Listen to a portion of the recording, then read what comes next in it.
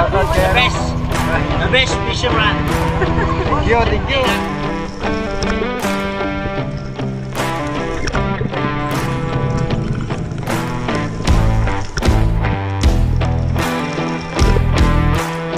Siyempre, nagtinda tayo kanina sa Bulabog. Ihaw din tayo ng pangulam. Ano? Mga kaspero, good morning. Dito po kami ngayon sa Kabalian. Kasama namin si Master Gabi. Ayan po, lolo. Si Master Rex ando na po, lumalangoy na.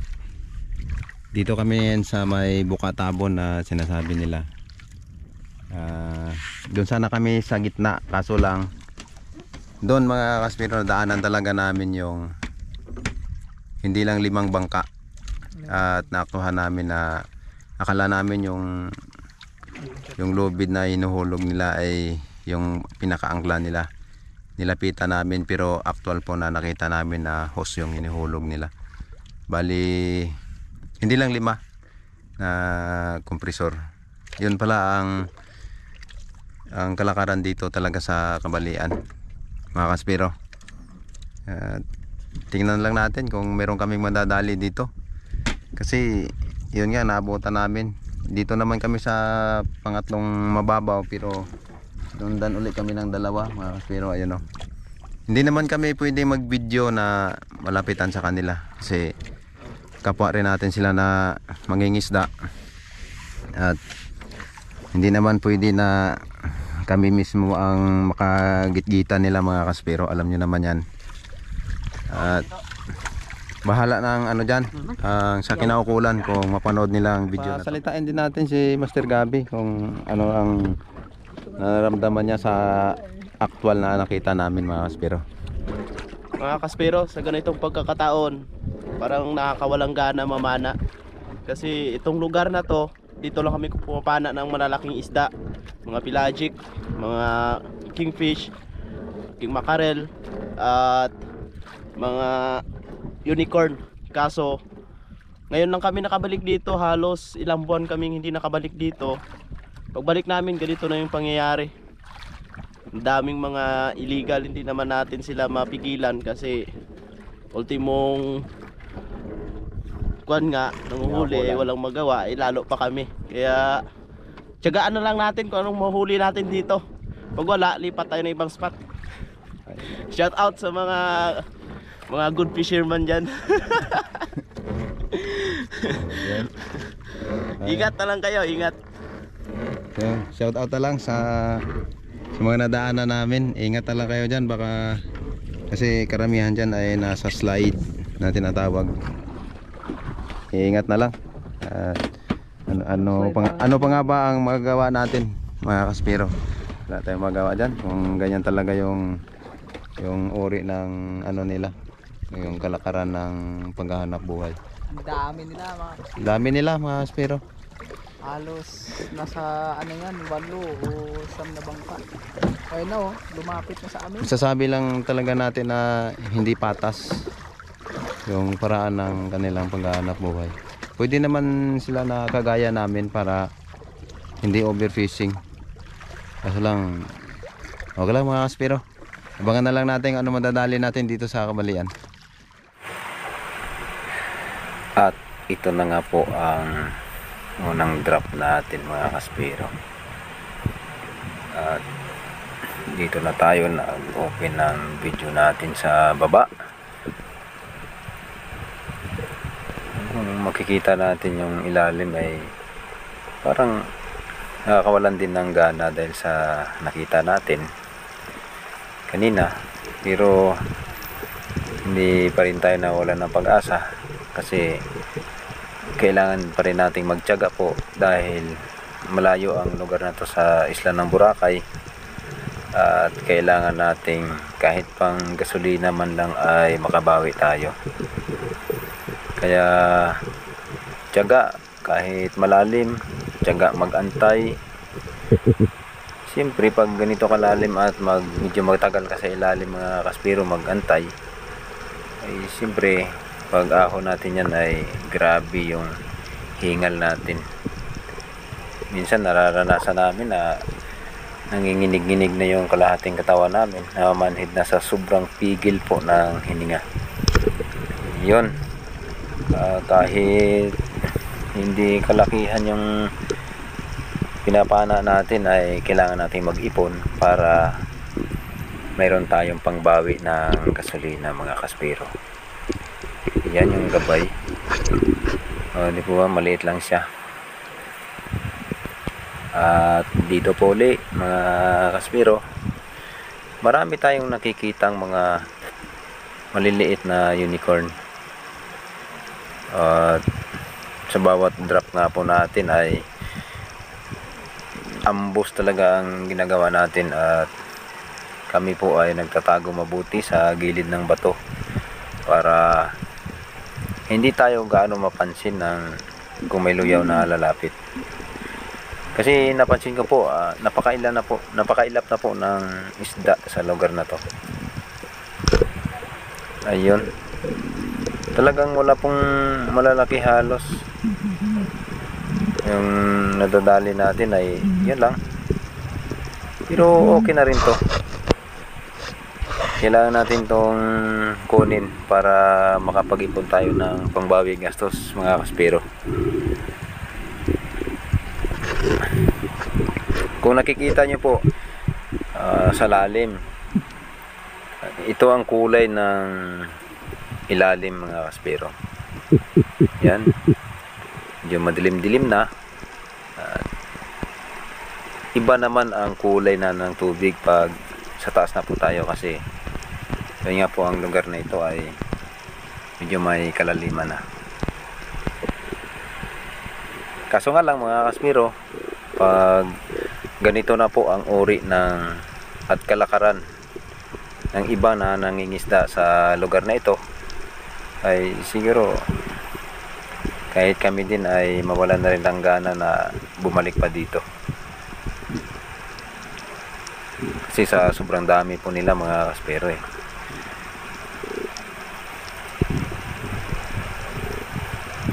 Kung naalala niyo po nung nag-upload kami ng napana po na GT, yung 28 kilos, halos yung mga video ko noon na yung mga napapana nating isda ay marami sila. Yung mga unicorn, grupo sila. Pag pumana tayo ng talakitok, grupo sila. Yung mga napapana nating yellow spotted, grupo-grupo. Ngayon po, mga kaspero, wala, di ba? Nakikita nyo pang ilalim. Yan, ito na lang yung napapana natin. Yung mga maliliit na lang. Kasi ang naisip namin dito, kahit pangbawi lang sa gasolina, mga kaspero, ay makabawi lang.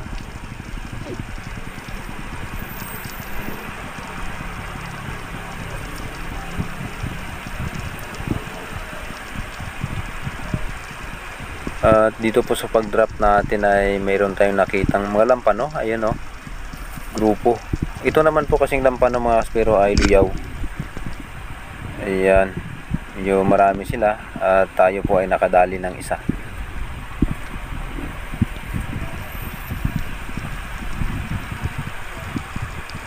Ayan o, itong klaseng isda, mga kaspero, ang amoy talaga nito ay malangsa. Pero napakasarap po nito. Paksiwin mo o sabaw o kinilaw, lagyan mo lang ng kalamansi, ay okay na eh. Ngayon o, mga kaspero, yun, natusok ko yan. Stonefish pala yan. Yun o. Sabi ko, akala ko tayong na tumusok sa kamay ko. Pag tingin ko ay stonefish pala. At dito naman po ay nag-ambos tayo at nag-antay. Talagang nag-drop tayo sa gilid ng bato para pag mayroong luyaw ay hindi po tayo makikita. Kasi yun nga po, ang napapansin ko na talaga sa lugar na to ay napakailap. Ayun, at di naman tayo nabigo, at mayroon tayong nakitang, ayun, isang labahita po yun, mga kaspero, at yan ay nadali natin.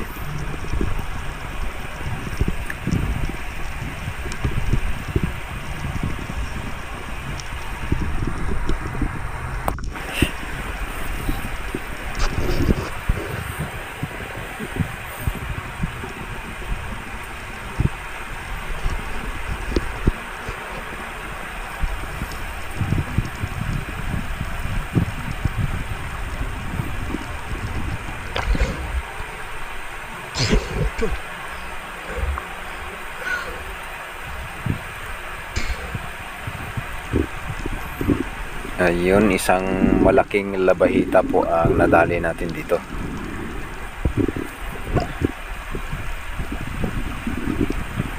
Halos sagad-sagarin na nga po namin yung buong araw. Pero wala po ako nadaling malalaki. Si Master Gabi po ay nakadali siya ng yellow spotted. May kalakihan din po. At saka rainbow runner na 5 kilos. Yung rainbow runner na nadali ni Master Gabi. Ayan, yung karamihan ko po na napapana ay unicorn. At wala na po talaga kasi halos ilang drop na rin ako sa ilalim. Halos wala na po ako halos na makikita na malalaki. Iba po talaga nung mga nakaraang buwan pa na hindi pa nauso yung napakaraming kompresor na marami tayong nakikitang malalaki grupo. Ang lalaki yung mga unicorn dito mga kaspiro, nakikita nyo po yung mga nakaraan naming pinapana. Mahigit po yung 3 kilo isang piraso. Samantala ngayon yung mga pinapana namin, yung mga napana ko po mula kanina pa, ano lang po yun, wala pa pong 1/4 yun, minsan 1/4. Isipin nyo po yan. At ito lang po yung tsamba ko. Ayan, talakitok. O, pahapon na po ito, hapon na talaga. Ayan naman siguro nakatsamba tayo ng talakitok na isang good size na talakitok.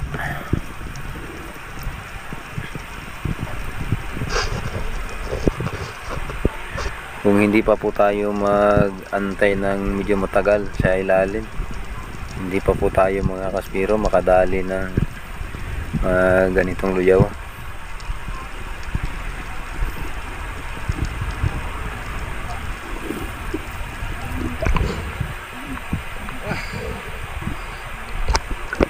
Ayun o, yung mamsa na medyo manipis siya tsaka mahaba. Yan.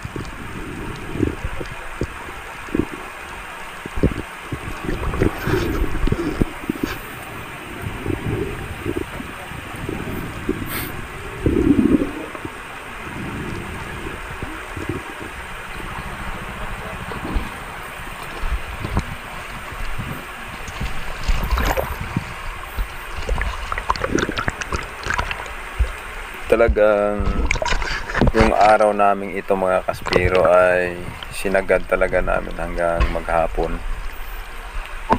At nagbaon naman kami ng flashlight kasi kung takbuhin ito ng bangka mula Kabalian hanggang Boracay ay maabot po siya ng 40.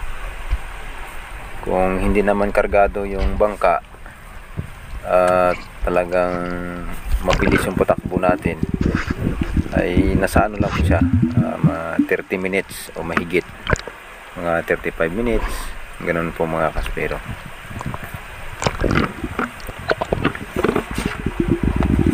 Ayan na si Master Gabi,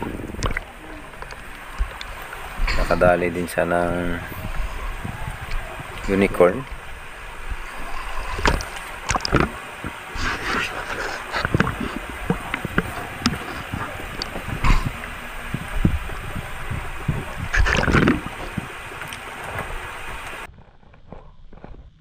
Yung huli natin, kumay. Kaya tinatawag nitong kumay. Kung may pira, makakabili ka.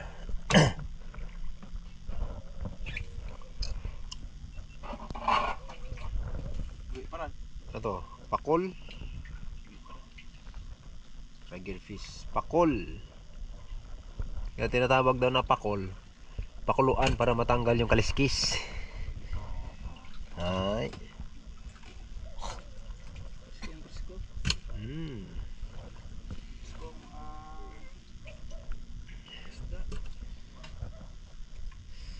Dami na nadali. Hindi mo tayo baka green job fish na nagab. Oh.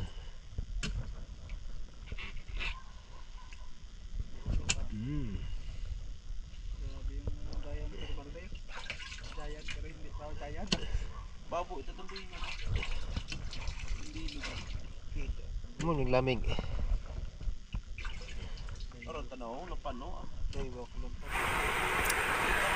Kung napapansin nyo po, karamihan ng huli po namin ay maliliit. Dahil kanina, kung napansin nyo naman sa mga video namin, ay hindi na po talaga ako namimili. Halos maliliit din po ang mga nakikita ko.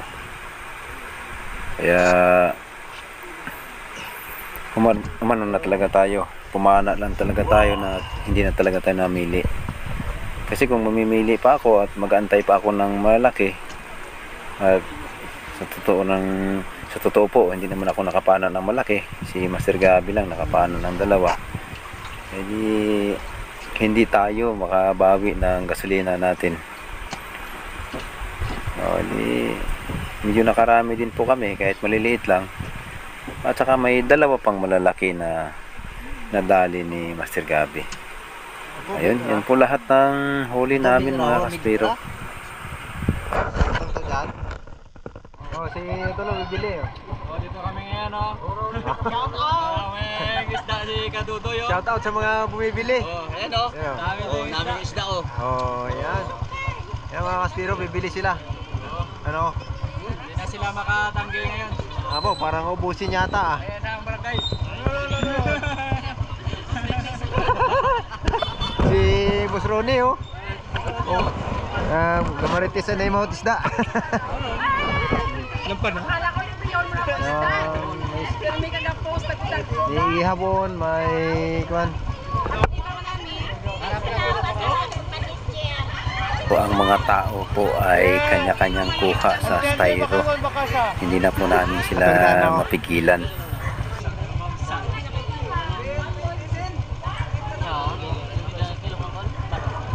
$160 ang yaho. Ang laway. Ano ba tol? Ano tol? Ha? Laban o? Laban o? Yo? Ay, hindi yan. Tara lang. Ay, ikaw? Pila ka mo? Kumsa? Pila mo sa ran? Yup. Ganti yung...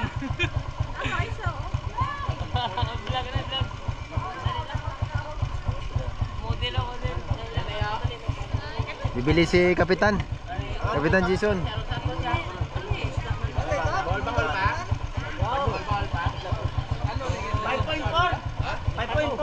Rong galeo ma'am, sao galeo? 250.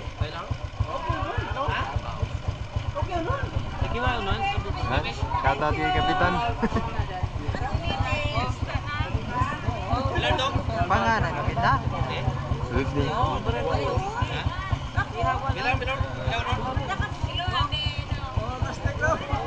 Kilawan gamit kilawan. 5.4.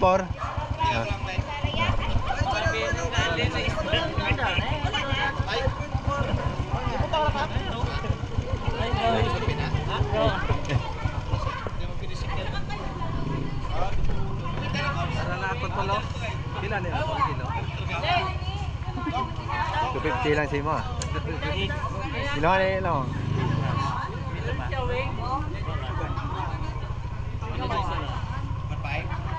Sipin na. City tol. City. Ayan. Long. Sumabi lang ro 7 grams long. Oh, sa 250.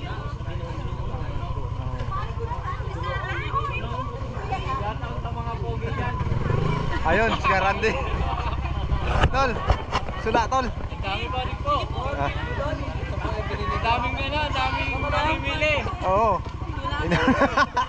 Oh, kay The best fisherman. Thank you, thank you. Tumira pero may agi. Klaro. Oo. Oo. Thank you po. Oh, yeah, ito na. Oh. Yung tulo.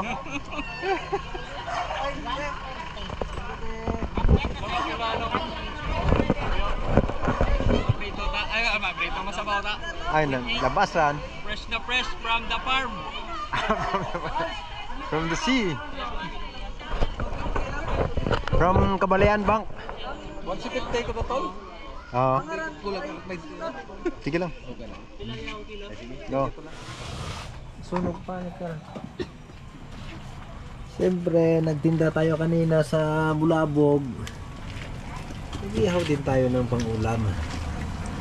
Yan o. Yung malaking unicorn. Yan. Laki.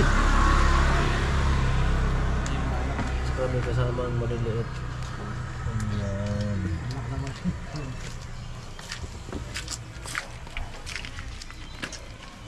Basta mga good size na, binibira na namin yan.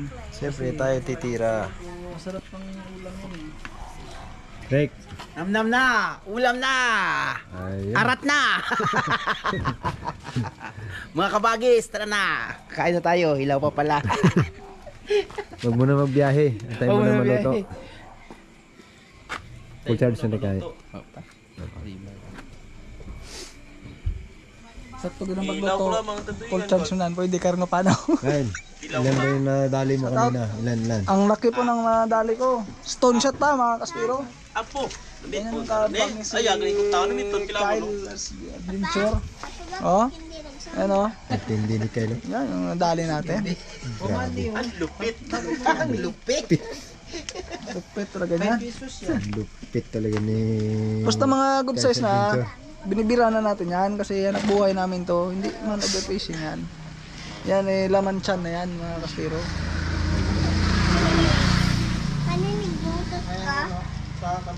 Maya pa. Kakain na tayo.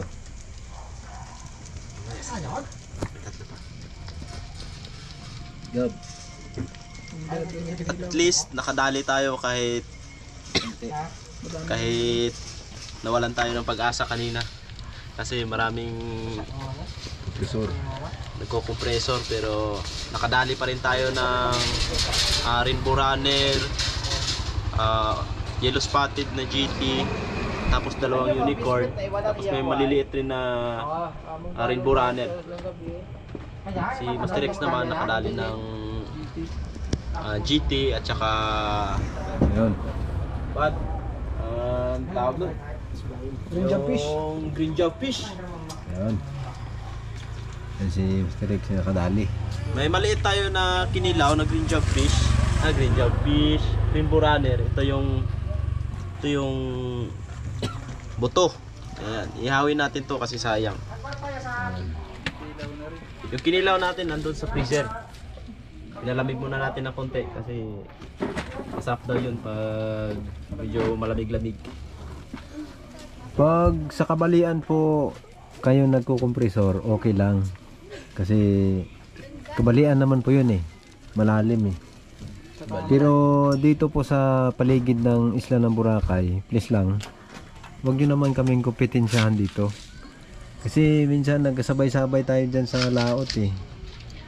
Kung gapaanod kami, gapaanod man kamo. Pero ingat lang kamo dahil siyempre delikado yung ginagawa nyo. May slide kayo nyan kasi matagal kayong humihinga sa lalim, bawal yon. Pero sa amin hindi bawal. Kasi one bread, one fish naman eh. Wag nyo naman kaming tulungan dyan sa dinadaanan namin. Sana pag yung maglalim ng 25 meters eh wag naman sana kayo doon kasi yan ang pinaka maximum namin eh, 25 meters eh. Dapat doon kayo sa mga 40. Wag nyo naman kami tulungan dyan.